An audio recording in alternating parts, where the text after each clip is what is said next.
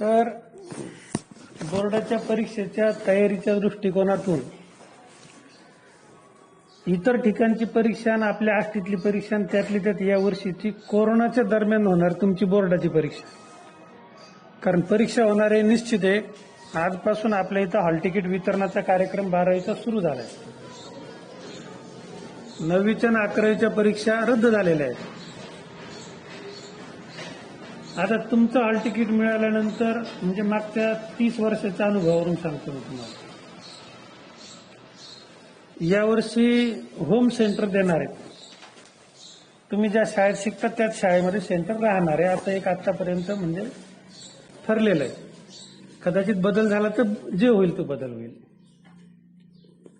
तुम्ही आष्टीत राहतात, तुम्ही जिल्हा परिषद शाळा बघितली, लालबहादूर शाळा बघितलेली, कदाचित लालबहादूर मधल्या काही नवीन ऍडमिशन असतील त्या मुलांनी आपली महाराष्ट्रातली नंबर 1 ची शाळा सिद्धेश्वर माध्यमिक विद्यालय पाहिलेली नसेल. पण तुम्हाला हॉल तिकीट मिळालं की लगेच तुम्ही काय करता, माझ्या पुढं कोण आहे, मागं कोण आहे, बाजूला कोण आहे हे बघतात.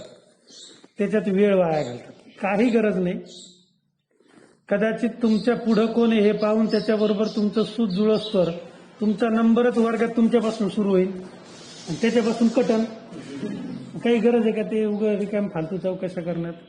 किंवा कदाचित तुमच्या मागचा जो आहे तो कटन दुसऱ्या वर्गात जाईल. हॉल तिकीट मिळाल्यानंतर त्या हॉल तिकीटची झेरॉक्स पिपाणी झेरॉक्स सेंटरवरून काढून घेणे. फार चांगलं झेरॉक्स सेंटर आहे, प्रसिद्ध आहे, म्हणजे हळूहळू प्रसिद्ध होईल.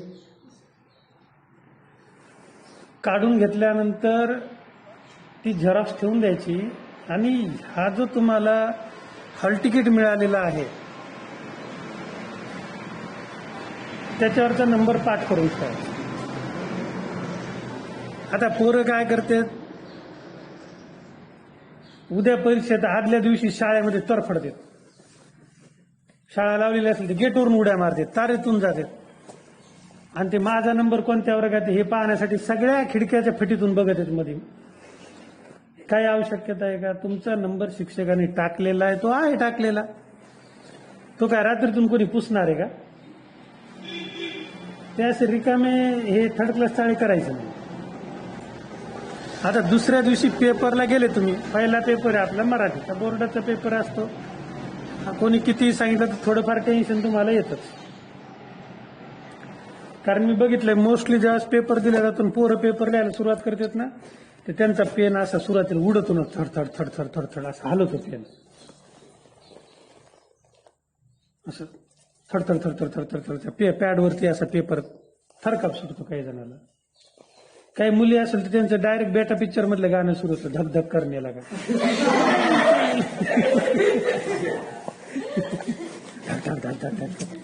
काही गरज नाही. यावर्षी अर्धा तास एक्स्ट्रा पॅडला कोरा पेपर किंवा वर्तमानपत्र असं काहीतरी लावायचं. ते काढून घेतात, त्याची काही गरज नाही. तुम्हाला 40-42 पानाची उत्तरपत्रिका मिळते, तिच्याच घडीचा वापर करायचा. आता काही जणांना तेवढं नॉलेज नसतं, सांगितलेलं लक्षात येत नाही. ते पॅडवर काय करते, एकच पान ठेवून लिहायला सुरुवात करतात. आधीच आपलं अक्षर असं आपल्यालाच वाचता येत नाही आपल्याला. आपण लिहिलेलं दुसऱ्या दिवशी काय लिहिलंय बघ बरं. आणि म्हणून त्याची घडी करायची. दिलेल्या उत्तरपत्रिकेला समोरचं पान असतं, त्या पानावरती तुमची सगळी कुंडली लिहावी लागते. ती उत्तरपत्रिका हातात पडल्या पडल्या तुम्ही ती लिहायची नाही. छोट्या छोट्या टिप्स आहेत त्या पेपरला जाण्यापूर्वी.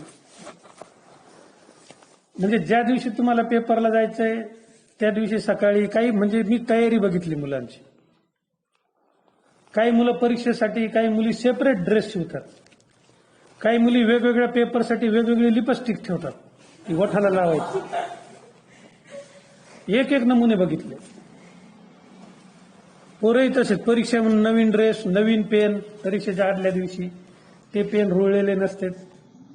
म्हणून तुम्ही रेग्युलर वर्षभर जो पेन वापरतात तो पेन परीक्षेसाठी घ्यायचा आणि जो तुमचा टायमिंग आहे अभ्यासाचा तोच टायमिंग करा. त्याच्यात काही एक्स्ट्रा वाढ नाही करायची. नसतं उद्या पेपर आहे, कॉप्या चलतेत नाही चलतेत, उगाच रिकामं टेन्शन, रात्रभर जागले, 3 वाजेपर्यंत अभ्यास केला, 4 तास झोपले तर पेपरमध्ये तुम्हाला डुकल्या येऊ शकतात. म्हणून रेग्युलर टाइमनी आपण काही आपल्या खानदानीत काही कोणी आईन्स्टाईन जन्माला नाही आलेला, आपण बुद्धिमान आहोत हे आपल्याला माहिती त्याच्यामुळे नेहमी त्याचा अभ्यास करायचा. आणि मी नाही म्हणलं तरी तुम्हाला काय कॉप्या फाडायच्या कॉप्या फाडणार तुम्ही, तर त्या कॉप्या काही फाडू नका, काही गरज पडत नाही. सोबत गाईड अपेक्षित न्यायची काही गरज नाहीये. नेहमी आपण आपल्या ज्ञानाचा उपयोग आपल्या फायद्यासाठी दुसऱ्याचा मूर्खपणा आपल्याला कसा वापरता येईल यासाठी करून घ्यायचा.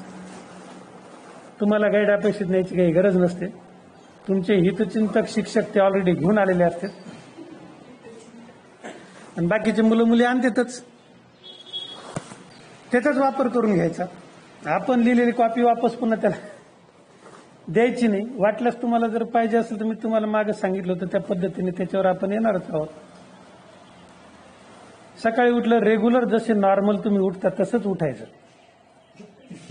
अलग लक्षात, टेन्शन घेऊन उठायचं नाही. आवरल्यानंतर जे जे काही चहा दूध पिता उगा एक्स्ट्रा एनर्जीचं काही पिता नसतात दुसरीची. मला पेपरला जायचंय, कुस्तीला नाही जायचं. आणि जो काही किरकोळ नाश्ता वगैरे तुम्ही करता दररोज करत असला तर, करत नसले तर उत्तम. मला वाटतं तुम्हाला यावर्षी 10:30लाच बोलवणार आहेत का 10 वाजता बोलवणार आहेत सेंटरवरती लवकर. तर मग त्याच्यापूर्वी थोडंफार खाऊन घ्यायचं, उगं कच्चून खायचं नाही. आणि सर्वात महत्वाचं म्हणजे आपल्या शाळेचा युनिफॉर्म घालूनच परीक्षेला जायचं. आता समजा आमच्या महाराष्ट्रातली नंबर 1 ची शाळा सिद्धेश्वर माध्यमिक विद्यालयाचा युनिफॉर्म तुमच्याजवळ नसेल तर 9वीचा असेल जुना, तो घालून यायचं परीक्षेला. त्याला काय परीक्षेला आलं कडक इस्त्रीचे कपडे गिपडे बूट गीट असं लगे काहीतरी लावून घेऊन काही गरज नाही. कुठल्याही प्रकारचा परफ्यूम लावायचा नाही, इतरांना त्रास होतो. माझ्यासारखा एखादा शिक्षक असत तर त्याची छाती दडकते. काही काही परफ्यूम असे की वास आल्या आल्या मला टॉयलेटला जावं लागतं, मग ते शिक्षक तुमच्यावर राग काढतो. आलं का लक्षात? म्हणून असं कुठलाही वास लावायचा नाही. चोळून चोळून आंघोळ करायची, दगडाने घासायचं, स्वच्छ होतं. पूर्वीच्या काळी काही अशी काही परफ्यूम वगैरे नव्हते, अंगावरचे कपडे उडून जातील ते नाही का. ऍडव्हर्टाईज मध्ये ते माणसं सगळे उडत ती म्हणतील ते सब कुछ उड गया. मला थोडी ती ऍडव्हर्टाईज चुकीची वाटली. ती त्या परफ्यूमची खूप विक्री झाली असती. त्या बॉच्या जागेवर ती बाया पाहिजे होती. मला अजून बी प्रश्न पडतो की काय उडल आणि काय राहील. आणि खाल्ल्यानंतर काही वेळेस काय होतं की काही अतिशहाणे लोक राहतात. ते परीक्षेला निघालं ना, म्हणजे आम्ही बघितलं, मग बेटा चांगला पेपर लिहि, असं लिहि तसं लिहि, त्याच्या हातावरती दही साखर देतात. ते पोरग किंवा पोरगी दही साखर खाते, मग पेपरमध्ये गुंगत आहे. दही घ्यायची गरज नाही, तुम्ही काही युद्धावर चालले नाही. आता काही जणांच्या वडिलांना आणि आयाला परीक्षा आल्यानंतरच माहिती होतं की आपलं लेकरू 10वीला किंवा 12वीला, त्यांना तोपर्यंत माहिती होत नाही. आता इतके वर्ष झाले, तुमचे आई वडील आले की माझ्याकडे भेटायला कधी? तुमच्या आई वडिलात माझ्यावर किती विश्वास आहे बघा. दुपारी 1, 1:30, 12, 1ला तुम्ही घरून निघतात तरी आई वडील विचारतात का? म्हणजे माझ्यावर विश्वास आहे तेवढाच त्यांचा तुमच्यावरही विश्वास आहे. त्यांना माहिती आहे की आपले चिरंजीव किंवा आपली कन्या कुठेही जाणार नाही, ते गायकवाड सरकडेच जाणार, तिथे कीर्तन ऐकणार आणि घरी येऊन टाळ वाजवणार. म्हणून ते विचारित नाही. आता इतक्या दिवसापासून तुम्ही शाळेत जाता, काही जण पहिलीपासून जाता, कधी तुमचे वडील तुम्हाला सोडायला आले नाही. परीक्षेच्या वेळेस कशाला सोडायला येतात? काही गरज आहे का? आता गेल्या वर्षी अर्थाने परीक्षा दिली, एका तरी पेपरला दिसलं की मी तिकडे गेलेलो, नाल्याच्या क्लासच्या पुढे नाही गेलो. आयुष्यात प्रत्येक लढाई आपली आपल्याला लढायची असते. आई वडील तुमच्या सोबत येणं हे त्यांचं प्रेम नाही, ते तुम्हाला कमकुवत करतात. हे माझा व्यक्तिगत सिद्धांत आहे. आमच्या आई वडिलांनी आम्हाला असं कमकुवत नाही केलं. तुमची परीक्षा, तुम्ही जायचं परीक्षेला पेपरला. ते कधी कुठल्या शिक्षकाला भेटायला आले नाही, आमच्या पोराकडे लक्ष राहू द्या, त्याला परीक्षेत मदत करा, हा कुठंच नाही आले ते. हा, त्यांनी घरी मात्र अभ्यास करायला लावला, बाबा अभ्यास करा तू. मग आपण पेपर लिहिलो, आई वडिलांना सांगायचं, हेच गाव ना पप्पा, काही गरज नाही मला नेऊन सोडायची. आपण पेपरला जायचं. आता पेपरला गेल्यानंतर तिथं तुम्हाला पहिल्या दिवशी पेपरला जायची खबरदारी वेगळी घ्यायची. सध्या कोरोनाचा पिरियड आहे, गर्दी करायची नाही. कोण पॉझिटिव्ह असेल काही सांगता येत नाहीये. भयानक आजार आहे, जगभरामध्ये याने धुमाकूळ घातलाय. दुसरी लाट, तिसरी लाट, म्हणजे पेंडॅमिक, म्हणजे ज्याला आपण काय म्हणतो की काय म्हणतो, महामारी, संसर्गजन्य रोग, हे अशाच पद्धतीने येत असतात. आणि भयानक आजार आहे. सर्वसाधारणपणे किरकोळ व्यक्तीला हा आजार झाला, सरकारी दवाखान्यात ऍडमिट झाला, आणि जर प्रायव्हेटमध्ये गेले तर बरेच जण जातात ना, 12-12, 15-15 लाख रुपये बिल येतात, असं ऐकू होते. म्हणजे आमच्या हॉस्पिटललाही सेपरेट तिथं नाशिकला कोविड वार्ड आहे. काल बंधू ज्या ठिकाणी प्रॅक्टिस करायचा तर तो म्हणे त्या वार्डातच जिथं त्याचा दवाखाना आहे 25-30 पॉझिटिव्ह लोक त्याच्या हाताखालचे पेशंट पॉझिटिव्ह झाले. मग त्याला थोडा डाऊट आला तर तो म्हणला स्वतः तिने आणि जयाने त्याच्या मिसेसने परवा चेक केलं. काल रिपोर्ट आले तर दोघांचे रिपोर्ट पॉझिटिव्ह आले. माझा अंशू म्हणला आणि अनुष्काची आज टेस्ट करणार. म्हणजे कसे दोघं नवरा बायको डॉक्टर आहे, घरचं हॉस्पिटल आहे, पॉसिबल आहे त्यांना. मग सकाळी बोललो, आत्ता बोललो, म्हणजे नॉर्मल काहीतरी त्यांना कुठलाही असा त्रास नाही, काही नाही, पण नॉर्मल त्यांना डाऊट आला. ते डॉक्टर म्हणून आपल्याला आपलंच कळत नाही काय दुखा, डॉक्टर विचारावं लागतं काहीतरी व्हायला मला, बघा बरं दाबून. एवढे येडे आहेत आपण. म्हणून पेपरच्या पहिल्या दिवशी घरून निघले, पॅड घेतला, ती यादीच करायची, पॅड 2 पेन. परीक्षेला जाताना 2 अर्धे पेन सफिशियंट आहे. तुम्ही तिथं ग्रंथ लिहायला नाही चालले नसता. काही जण पेन की दुकान लगे हे 10-15 पेन असते. आपले 2 पेन घ्यायचे आणि खराब असलेला 1 पेन घ्यायचा, जो चलत नाही, अशी कांडी समजा उघडून मध्येच बंद पडते, अशी कोणी मागितलं त्याला द्यायला. 1 पट्टी घ्यायची, लोखंडी किंवा प्लास्टिकची, पिपाणीवरती ती उपलब्ध आहे 10 रुपयाला. आपली पट्टी कोणाला द्यायची नाही आणि कोणाची घ्यायची नाही, कारण कोरोना संसर्ग त्याच्यातूनही होतो. बऱ्याचदा काही पोराला पट्टी चोखायची सवय असते, पेन चोखायची सवय असते. म्हणून पेन घ्यायचा नाही, पट्टी घ्यायची नाही, सेपरेट राहायचं, एकमेकाला चिटकायचं नाही. आता पहिल्या दिवशी तिथं शाळेसमोर तुमचा बोर्ड लिहिला असतो, नंबर हे एवढ्या हॉलमध्ये, ते तेवढ्या हॉलमध्ये. आपण तिथं जाऊन गर्दी करायची काहीही गरज नाही. मी ते असं बेकार वातावरण बघितलं. काही ठिकाणी पालक एकमेकावर, काही ठिकाणी पोरीच्या वरती पोरीच्या आया, त्यांच्यावरती 2-4 पोरं असे पडू बघत आहेत. काही गरज आहे का बघायची? काहीच आवश्यक नाही. मी माझ्या आयुष्यात कधीच परीक्षा हॉलमध्ये माझा नंबर बघितला नाही. अगदी लहानपणापासून 10वीला तेव्हापासून 7वी-8वीचे बी नंबर, नुसतं जाऊन त्या बोर्डच्या बाजूला उभं राहायचं. कोणी एखादा पंटर आपला होय म्हणे तुझा 7 मध्ये नंबर, झालं काम, जायचं 7 मध्ये, काय टेन्शन त्याच्यामध्ये. आपण तिथं बघायची गरज नसते, कोणतरी आपला नंबर सांगतं. आणि जरी तुम्हाला नंबर नाही माहिती झाला, तुम्ही कोणत्या वर्गात जाऊन बसायचं, तर हे तुझा नंबर इथं नाही, जाय 6व्या नंबर तुझा, चालले 6व्या वर्गामध्ये. म्हणून ते तिथं वेळ घालायची नाही, कारण त्या गर्दीमध्ये घुसून तुमचा नंबर पाहायची आवश्यकता नाही. हॉलमध्ये जाऊन बसल्यानंतर दर परीक्षेला साधारणतः आताही आपल्याकडे ग्रामीण भागामध्ये नवीन माठ आणतात. मटके पोरांना पाणी पिण्यासाठी. काही पोरं पाणी देण्यासाठी त्यांची नेमणूक करतात. आता ते पाणी देण्यासाठी का नेमणूक करतात, हे कॉपी सप्लायर राहते, ते तुम्हाला सगळं माहिती. आता त्या कोऱ्या माठामध्ये ज्यावेळेस पाणी भरलं जातं आणि तुम्हाला तहान लागली पेपरमध्ये की ते पोरं पाणी आणून देतात. ते कोरं पाणी प्यायचं नाही. घरी आपल्याकडे माठ आणल्यानंतर आपण माठातलं पाणी पितो का? 2-3 वेळेस त्याच्यात भरून ठेवतो, 3-4 दिवस त्याला उलथं पालथं करतो, मग पाणी पितो. शक्यतो आपली पाण्याची बॉटल सोबत न्यायची. काही जण पेपरच्या अगोदर कच्चून पाणी पितात, मग पेपरमध्येच त्यांना लघवी लागते, कच्चून पाणी प्यायची काही गरज नाही. थोडंसं मोजकच पाणी प्यायचं. आपल्या नंबरवरती बसल्यानंतर तुम्हाला उत्तरपत्रिका दिल्या लगेच त्याच्यावरती नंबर लिहायचा नाही.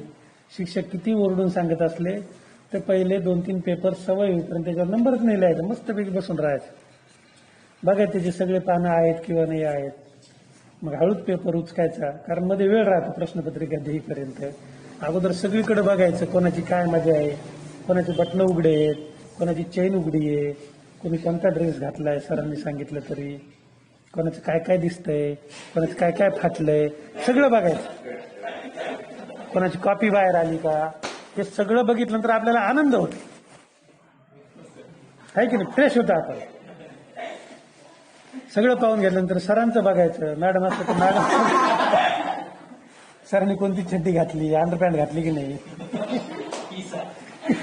किसा आहे का नाही, सर कसे आहेत, सगळं बघून घ्यायचं. आणि मग 5 मिनिटं सगळ्या हॉलचं याचं त्याचं निरीक्षण केल्यानंतर मग आपलं हॉल तिकीट नंबर येते लिहायचं, त्याचे कप्पे मोजायचे, आपले नंबर किती ते मोजायचे. ते बरोबर दिलेले असतात. नसतं एखाद्या वेळेस प्रत्येक काय करतात, एकाच कप्प्यात 2 नंबर झाला गच्च्या, पहिल्याच दिवशी अपमान. म्हणून जरा रिलॅक्स घ्यायचं. सगळ्याचं भरणं झाल्यावर भरायचं. नसतं आलं की वाढलं की गाचा गाचा खायला नाही सुरुवात करायची, बघून घ्यायचं नीट सगळं. आपलं जो बेंच आहे तो कुठं तुटका आहे, त्याला कुठं फट पडलेली आहे, किंवा लालबहादूर शाळेमध्ये मला वाटतं बाकडे राहते. मग तुमचा कॉर्नर नंबर आला, एखाद्या खिळावरती आलाय, घुसतो फाउंडेशन मध्ये, पॅन्ट काढतो, ड्रेस अडकतो, ते बघून घ्यायचं, दगडाने ठोकून घ्यायचं. असं सगळं व्यवस्थित. आणि मग सगळे नंबर भरल्यानंतर त्या पेपरच्या इकडून मागं कच्च्या कामासाठी लिहिलं असतं. इथून उत्तर लिहायची नाही, इकडून लिहायला सुरुवात करायची. लिहिल्यानंतर शक्यतो काय होतं की ज्या प्रश्नाचं उत्तर तुम्हाला कॉन्फिडेंटली येतं, आपल्या सेंटरला म्हणून सांगतो, त्याचं तुम्ही उत्तर लिहा निश्चित 100%. ज्याचं उत्तर तुम्हाला कॉन्फिडेंटली येत नाही आणि सध्या तुमचे प्रिय गुरुजन वर्ग म्हणजे जे कॉप्या द्यायचं ज्यांना कंड येते, त्या प्रश्नाची कॉपी तुमच्याकडे म्हणजे स्पष्ट सांगायचं, तर ती पोहोचलेली नाहीये. अशा वेळेस त्या प्रश्नाचा क्रमांक टाकायचा व्यवस्थित. तुम्हाला त्याचं उत्तर माहिती नाहीये, तुम्हाला कोणी दिलेलं नाही, त्या प्रश्नाचं उत्तर किती ओळीत लिहायचं तेवढ्या ओळी सोडून द्यायचे. त्याच्यापेक्षा 4 ओळी एक्स्ट्रा सोडायची. एका वाक्यात उत्तर द्या, त्याला 4 ओळी सोडायचं. येत नाही ना तरी. आणि मग ते जेव्हा प्राप्त होईल तेव्हा ते लिहायचं, नाही प्राप्त झालं तर फेकायचं. 3च उत्तर आहे. डोक्याने लिहा, प्राप्त करा, नाही प्राप्त झालं फेका. सिंपल. पण प्रश्नाचा क्रम बदलायचा नाही. आणि सगळा पेपर सोडून झाल्यावर मग एक्स्ट्रा काही आल्यानंतर मग लिहायचं महत्वाची अधिकची काही उत्तरे. त्या प्रश्नाचा क्रमांक टाकून मग तुम्ही नंतर अधिकची उत्तरं लिहू शकता. आणि नाही म्हणलं तरी प्रत्येक परीक्षा ही स्पर्धा परीक्षाच असते. तुमच्याकडं तुम्हाला आलेली कॉपी जी तर तुमची लिहिणं झाली किंवा लिहिताना त्या कॉपीमध्ये अपेक्षित बदल तुम्हाला करता आले पाहिजे. इंग्रजीतले असेल मध्ये एखाद्या काळ्या पेनने डायरेक्ट तो शब्द खोडून टाकायचा. आलं का लक्षात? जसं त्या 3 इडियट्स मध्ये ते चमत्कारचं बलात्कार करतो ना, तसं करता आलं पाहिजे. आपली लिहितानाच हा कार्यक्रम करायचा आणि ती मग मित्राला मैत्रिणीला द्यायचं. म्हणजे दिनूचं लिहून झालं की मग दिनून जवेरियाला द्यायचं. आलं का लक्षात? म्हणजे तेवढाच एखादा दुसरा मार्क जवेरीला कमी पडेल. म्हणजे परीक्षेमध्ये एकमेकाला मागं टाकायचं असतं, त्याला परीक्षा म्हणतात. समजलं? जरी आपण किती चांगले मित्र असलो, परीक्षा हॉलमध्ये गेल्यानंतर मित्र नसतो, तिथं स्पर्धक असतो. आणि म्हणून तिथं येणं केनं प्रकारे आपल्या मित्राला किंवा मैत्रिणीला, भावाला, बहिणीला मागं कसं टाकता येईल हे पाहायचं, त्याला म्हणायचं स्पर्धा. युद्ध असतं. आणि मग व्यवस्थित क्रम टाकून हा क्रम न बदलता नीट लिहायचं. 3 सूत्र लक्षात ठेवायचं. परफेक्ट येत असलं लिहा, तरी त्याच्यासाठी 2-3 ओळी खाली सोडून द्या की बाय चान्स डाऊट पुन्हा जर दुसरं आलं तर ते बी लिहिता आलं पाहिजे. जिथं डाऊट आहे तिथं 100% ब्लँक स्पेस सोडून द्या. शेवटच्या अर्ध्या तासापर्यंत वाट पहा, सर माझं हे राहिलंय मला आणून द्या. सरांना के येतोच, ते आणून देतातच. यावर्षी तर अजून के येणार आहे, ते तिथं कंप्लीट करायचं. त्या मार्गाने नाहीच प्राप्त झालं तर मग फेकायचं काही बी धरून. जे तुम्हाला आठवतं तेवढं तुम्ही लिहू शकता. लक्षात आलं? ही त्रिसूत्री तिथं वापरायची. आणि हा पेपर एकदा तुमचा संपूर्ण लिहून झाला, निवांत बसून राहायचं. परीक्षेला जाताना आणि परीक्षा झाल्यानंतर 2 खोडी मुलांमध्ये राहतात, मुलींमध्ये राहतात. ठकीचं आवरल्यानंतर ठकी बघ इकडे जाते, आवरलं का बाई तुझं, बाकी तोपर्यंत आंघोळ करते, काय अजून करायचं तेवढं करते, मग म्हणते आवडते, तिथं अर्धा तास घालते. तसं करायचं नाही. पॅड उचलला की नीट सेंटर मध्ये कोणाशीच नाही, एका मैत्रिणीकडे जायचं नाही. तुम्ही काही स्पेशल डिझाईन केलेला आयटम नाही. घरून निघलं की नीट स्टेस्ट आपल्या परीक्षा सेंटरला, तिथं भेटणारच आहे सगळ्या. आणि पेपर झाला रे झाला. उन्हाळ्याचे दिवस आहे, तिथं समोर ते कुल्फीचे गाडे वगैरे असे काही उभे राहतात. ती कुल्फी टेस्टी लागते, चवदार लागते. कारण सगळ्या गाड्या असतात, रस्त्याने फुपाटा असतो, जी त्याच्यातून बाहेर काढली ती कुल्फी, बाजूने बस गेली, टेम्पो गेले, तिचा सगळा फुपाटा कशावरून बसतो.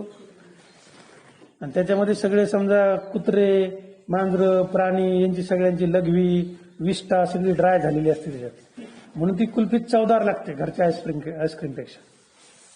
मग तुम्ही खाता हे कसं गेला पेपर चाललाय वगैरे खाली, पोरं तर पोरं, पोरी बी. आणि त्याने मग तुम्ही आजारी पडता. कुल्फी खायची काही गरज नाहीये.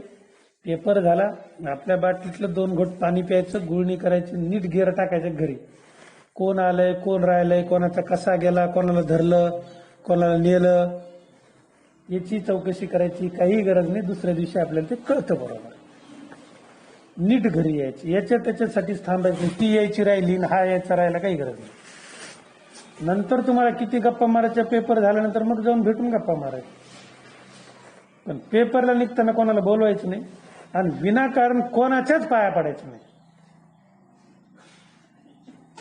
बरेच जण माझ्याकडे येतात दर्शन घ्यायला, पाया पडतात, बिलकुल यायचं नाही.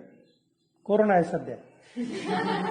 आणि दुसरी महत्वाची गोष्ट, तुम्ही आले तुम्ही जर फी दिलेली नसेल तर मी तुम्हाला आशीर्वाद देईल का? देणारच नाही. म्हणून वेळ वाया नाही घालायचा. आले समजा, दर्शन घेतलं, फी दिलेली, वरून दक्षिणा दिली, तर मग तुम्हाला चांगला आशीर्वाद. नसेल तर देवायचं असं वाजव की त्याचा आवाज त्याला कळालाच नाही पाहिजे कुठून वाजायला लागले. म्हणून ही खबरदारी घ्यायची. पालकांना सांगायचं नेहमीच सेंटर तुम्ही सोडायला यायची काही गरज नाही आणि घ्यायला सुद्धा मला येऊ नका. आज पालक तुमची काळजी करतायत. आता काही जण समजा हे कोरोनाच्या भीतीखाली समजा पालकांनी क्लासला पाठवलं नाही, याला पालक काळजी करतात असं म्हणणं नव्हे. उद्या पालक राहिले नाही, अजून दुसरी साथ आली, किती दिवस घरात बसणार? याचा आपल्याला जमकर विरोध करावा लागेल.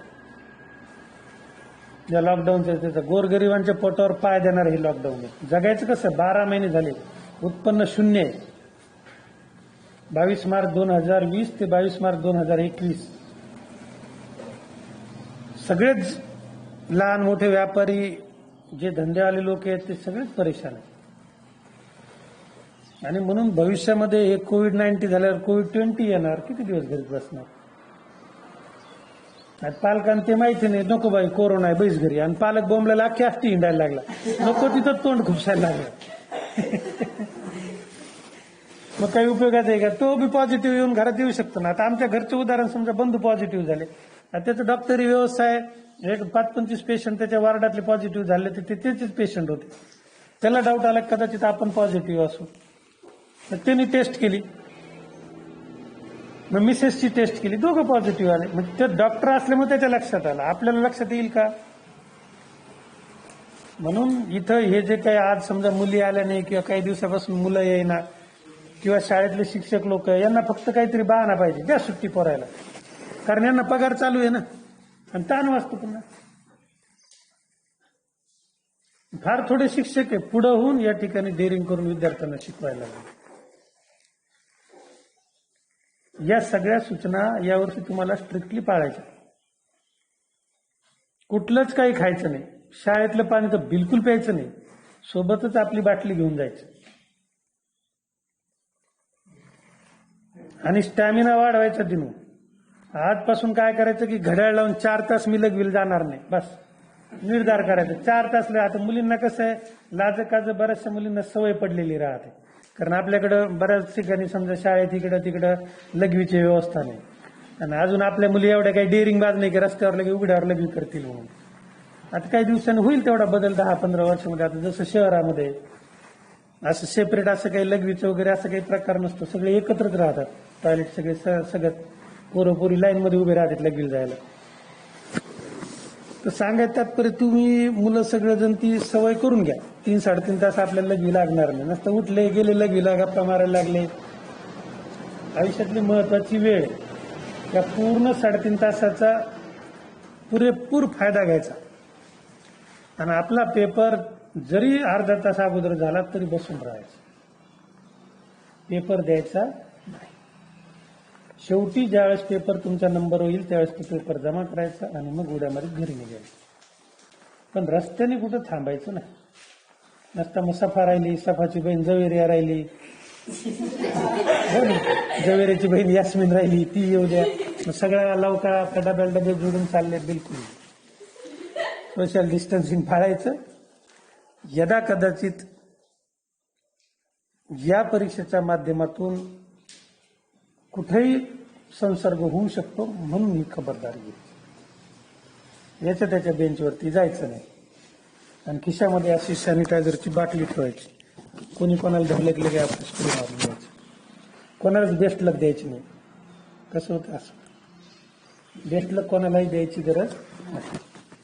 यासाठी तुम्हाला आज आठवणीने ह्या दिलेल्या टिप्स आहेत.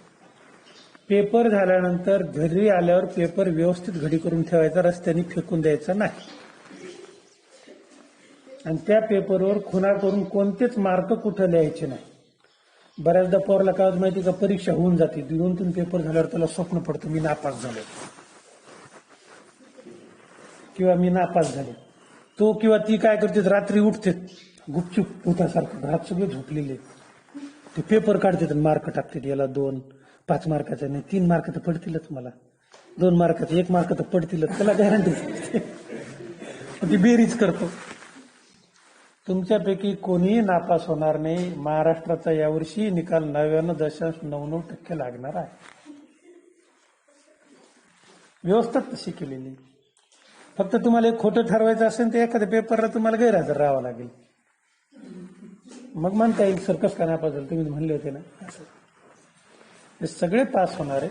त्यामुळं जास्तीत जास्त मार्क तुम्ही स्कोर करायचा प्रयत्न करा. पेपर झाल्यानंतर सगळे प्रश्न आपण सोडवलेत का ते बघायचे. पेपरची उगाच चुरगाळा मुरगाळा करायचं नाही. व्यवस्थित खाली ठेवायची त्याची. जमा केल्यानंतर आपलं हॉल तिकीट आपल्याबरोबर व्यवस्थित आहे की नाही ते बघायचं. मग घरी यायचं. घरी आलं पेपर येथे ठेवलं. आल्यानंतर उन्हाळ्याचे दिवस हे डखाळ्यासारखं गचागच लगेच फ्रीजमधलं पाणी पी, माठातलं पाणी पी, हे भिकारचोट लक्षणं करायची नाही. आमच्या पिढीला जसं होतं की बाहेरून आलं की पहिल्यांदा हातपाय धुवायचे बाथरूम मध्ये. कधीही बाहेरून आले की हातपाय धुवायचे. याचाही तुम्हाला याच्या व्यतिरिक्त अतिरेक सांगू का, अतिरेक 4 नंबरचा बंधू आहे आमचा, तो कधीही बाहेरून आला की अगोदर स्नान करतो. हे कोरोनामुळे नाही, अगदी पूर्वीपासूनची त्याची सवय. आणि सकाळी उठलं की तो अगोदर उठलं दुसरं लोक कोण दात घासतो, कोण फिरायला जातो, कोण ते काहीच नाही. उठलं की अगोदर तो शेविंग करतो. सवय त्याची. एकेकाचं समजा लाईफस्टाईल राहते, त्या पद्धतीने त्याचे डेव्हलपमेंट झालेली असते. तसं तुम्ही पेपरून आले, स्वच्छ हातपाय धुवायचे, शांत बसायचं फॅन खाली, आणि मग नंतर 10-20 मिनिटांनी गार पाणी प्यायचं तुमचं कोणतं माठातलं असेल ते. नसतं आले गचकन पाणी पिले मेला, बुडले, येणारी फी बुडली आमची.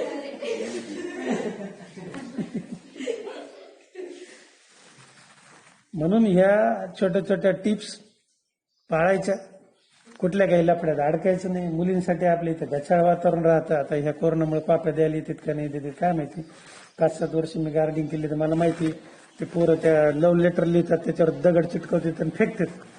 पहिल्या प्रश्नाचं दुसरं उत्तर हिला वाटतं खरंच आहे काय की, ती उघडती त्याच्यात लिहिलं असतं हाय लय.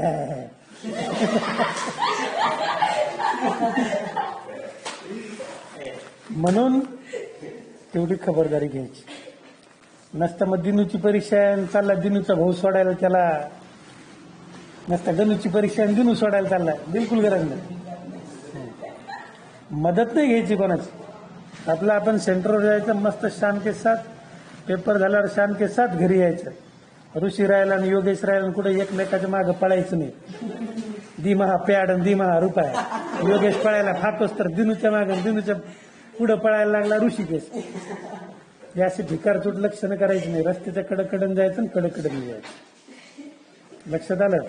जर का कोणी ज्यूस बार वर इकडं तिकडं दिसले मला, मी जर आलो गावात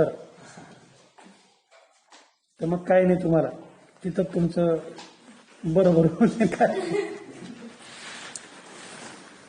आणि सर्वात महत्वाचं तर सांगायचं राहूनच गेलो की तो टाइम टेबल जो आहे ना, घरात बाथरूम मध्ये किचन मध्ये आरशाच्या बाजूला तिथं चिटकून ठेवा. बोलता बोलता लक्षात नाही राहत. म्हणजे आमची एक विद्यार्थिनी आहे, याचं शुभमच्या मोठ्या बहिणीचं काय नाव आहे, शिवा मुंदडाच्या मोठ्या मुलीचं काय नाव, बाली. 12वीला होती आणि तिचं एस.एल. हिंदी होतं. असं बोलता बोलता मुली मुली क्लासमध्ये तिने ऐकलेलं होतं. आणि हिंदीचा पेपर तिने गृहीत धरलं का, कोणतरी मैत्रीण म्हणली असेल, बाई आम्हाला उद्या सुट्टी आहे. म्हणले खरं का? तिने हो. आता हिच्या डोक्यात कोणतं सुट्टी आहे म्हणून. आता तिला का म्हणून सुट्टी होती, कारण तिचं हिंदी नव्हतं असेल, तिचं मराठी होतं म्हणून तिला सुट्टी होती. हिच्या माइंड फ्रेम मध्ये कोणतं उद्या आपल्याला सुट्टी. हिने टाइम टेबल कडे लक्ष दिलं नाही का आपल्या एसएलचा पेपर आहे म्हणून हिंदीचा. आणि 10:30 पावणे 11 वाजले. कशामुळे तरी सहज फोन आला क्लास बद्दल विचारण्याचं. तर नाही, मला वाटतं शिवमने फोन केला. तर मी म्हणलो आज क्लास आहे दुपारून पेपर झाल्यानंतर. पण कसं काय, तर म्हणलं एसएल म्हणजे हिंदीचा पेपर आहे. म्हणलं बाली गेली पेपरला. तर शिव म्हणलं नाही सर, तिला तर सुट्टी आहे. अरे म्हणलं येडं झालं, सुट्टी कसं काय राहील, म्हणलं तिचा पेपर आहे आज. तिथं घरीच आहे. म्हणलं तू जाय बरं घरी अगोदर. मग ते टाइम टेबल पाहिलं आणि तिथून पुढे 11:15 त्याच्यावर पोहोचले सेंटरवर. आता लकीली समजा तिचं नशीब होतं म्हणून, नसतं 12ला तिचा ड्रॉप पडला असता. कॉलेजमधून थोडीच फोन केला असता तुमचे पाठवून द्या बरं तिला. म्हणजे टाइम टेबल लक्षात ठेवायचं, कोणता पेपर आहे आपला तो. नसतं मग पेपर भूगोलाचा आणि तुम्ही भूमितीचं गाईड घेऊन जाता. सगळ्या गच्चा होईल. म्हणून या सगळ्या खबरदारी टाळा. काय काय साहित्य लागतं ते अगोदरच घेऊन ठेवा. कोहिनूर वगैरे ऐन टायमावरती काय होईल, स्लॅक होईल, भेटणार नाही. जे तुमचे हत्यार आहेत ते सगळे तयारीने. कोहिनूर, अजून कोणकोणते, डायमंड, अजून स्पार्क, नवनीत एक पुन्हा अपेक्षित, अजून कोणते, टार्गेट एक, टार्गेट भारी स्टँडर्ड.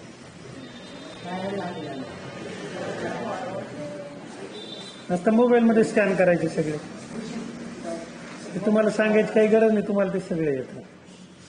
कळाल्या सूचना, लक्ष झालं सर्वांच्या. टाइम टेबल आत्तापासूनच कुठे येतो बघून ठेवा. काय बदल होतो त्याच्यामध्ये, काय नाही, नवा टाइम टेबल येतो का काय, शनिवारचा पेपर पुढे ढकलतेत का काय, सगळं बघावं लागेल. आशा करूया की कोरोनाच्या पेशंटची संख्या कमी कमी होत जाईल, म्हणजे आपल्याला चांगली परीक्षा देता येईल. वाढत गेली तर आता काही पर्याय नाही, परीक्षा तर तुम्हाला द्यावाच लागेल. ते काय नवीसारखं तुम्हाला टुपकून 11ला नाही. गेल्या वर्षी 9वी 10वीला ना तुम्ही उड्या मारून, नवीन कुठे परीक्षा दिली तुम्ही. ठीक आहे, चला काढा दप्तर आता. इंग्रजीचा भूधडा हे काय ते पुस्तक.